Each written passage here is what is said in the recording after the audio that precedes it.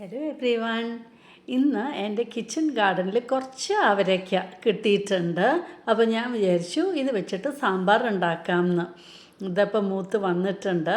അപ്പോൾ അതാണ് ഒരു സന്തോഷം, നമ്മുടെ വീട്ടിലുണ്ടായതല്ലേ.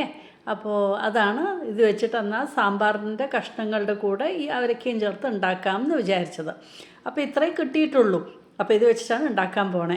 അതിന് എണ്ണ ചൂടാക്കി കായും ഇട്ടു, പിന്നെ ഉലുവ ഇടുകയാണ്. ഇത് നമ്മുടെ വറുത്തരച്ച സാമ്പാറാണ്. പാകത്തിനുള്ള എരിവിന് അനുസരിച്ചിട്ടുള്ള ചുവന്ന മുളക്, പിന്നെ നമ്മുടെ മുഴുവൻ മല്ലി.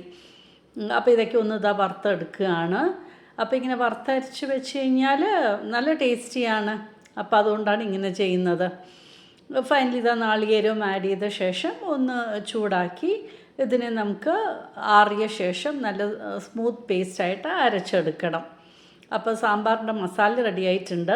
കഷ്ണങ്ങൾ കട്ട് ചെയ്ത് വെച്ചിട്ടുണ്ട്. ഞാനിപ്പോൾ പൊട്ടേറ്റോ ഉണ്ട്, പിന്നെ നമ്മുടെ ഗാർഡനിൽ കിട്ടിയ നമ്മുടെ അവരയ്ക്ക അതും എടുത്തിട്ടുണ്ട്. പിന്നെ ഒരു ക്യാരറ്റും പിന്നെ സവാളയുമൊക്കെയാണ് എടുത്തിരിക്കുന്നത്. അപ്പോൾ ഇത് വെച്ചിട്ടാണ് സാമ്പാർ ഉണ്ടാക്കാൻ പോകുന്നത്.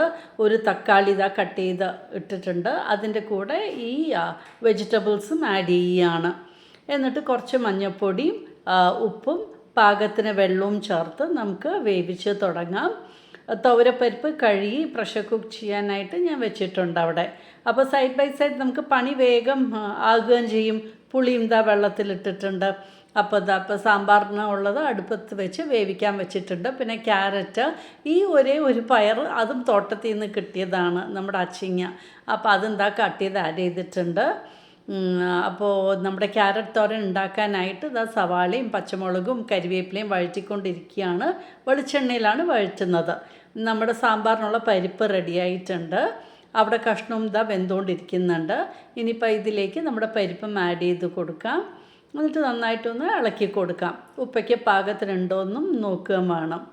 അവിടെ നമ്മുടെ ഉള്ളിയൊക്കെ ഒന്ന് ആയിക്കൊണ്ടിരിക്കുന്നുണ്ട് ക്യാരറ്റ് തോരന്. അപ്പോൾ ഇനി നമുക്ക് ക്യാരറ്റ് ആഡ് ചെയ്ത് കൊടുക്കാം. അപ്പോൾ എളുപ്പമാണല്ലോ, ക്യാരറ്റ് വേഗം വേവുകയും ചെയ്യും. അപ്പോൾ ക്യാരറ്റും ആഡ് ചെയ്ത് പാകത്തിന് ഉപ്പും ആഡ് ചെയ്ത ശേഷം നന്നായിട്ട് ഇളക്കിയിട്ട് ഒന്ന് അടച്ച് വേവിക്കാം.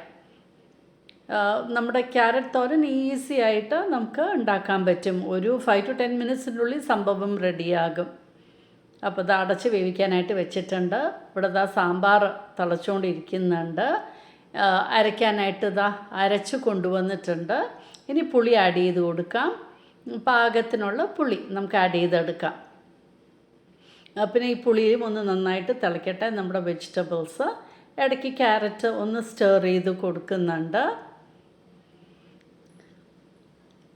ഇനിയിപ്പോൾ ഇതിലേക്ക് ജസ്റ്റ് നമുക്ക് നാളികേരം ആഡ് ചെയ്താൽ മതി.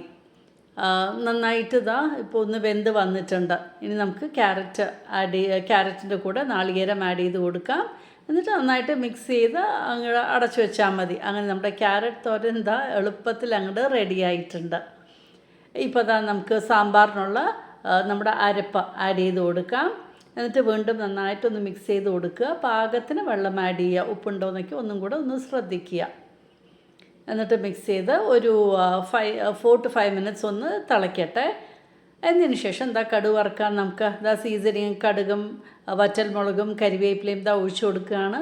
അങ്ങനെ നല്ല അടിപൊളി സാമ്പാർ റെഡിയായി. നമ്മുടെ വീട്ടിലുണ്ടായ അമരയ്ക്ക വെച്ചിട്ടുള്ള സാമ്പാർ, അതും ക്യാരറ്റ് തോരനും രണ്ടും റെഡിയായിട്ടുണ്ട്. ഇന്ന് ഉച്ചയൂണിന് ഇതാണ് ഞാൻ ഉണ്ടാക്കിയിരിക്കുന്നത്. അപ്പോൾ കഷ്ണം കുറച്ചേ ഉള്ളെങ്കിലും നമ്മുടെ വീട്ടിൽ നിന്ന് കിട്ടിയത് വയ്ക്കുമ്പോൾ അതൊരു സന്തോഷം. ഇഷ്ടമായി കാണുമെന്ന് വിചാരിക്കുന്നു.